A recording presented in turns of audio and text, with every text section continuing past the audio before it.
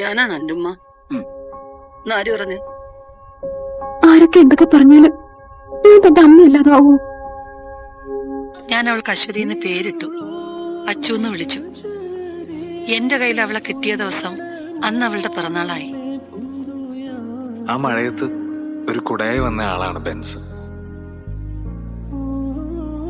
എന്റെ അപ്പയെ പോലെ അല്ല, എന്റെ അപ്പ തന്നെ. താനാടോ എന്റെ അമ്മ, താൻ മാത്രം എന്റെ അമ്മ. അമ്മ എന്നും എന്റെ അമ്മ തന്നെയാ.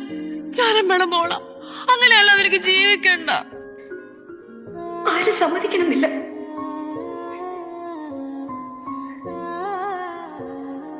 എന്റെ അച്ഛൻ ഇതാണ്. ഞാൻ തന്നെയാണ് എന്റെ ഉമ്മ. കാരണം എന്തറിയോ, ഏതോ ഒരു സ്ത്രീ എന്നെ ഒരു വട്ടം പ്രസവിച്ചു. പക്ഷെ മനസ്സുകൊണ്ട് ഞാൻ എന്നെ 100 വട്ടം പ്രസവിച്ചിട്ടുണ്ട്. പ്രസവിച്ചാലേ അമ്മയാവൂ എന്നൊന്നുമില്ല.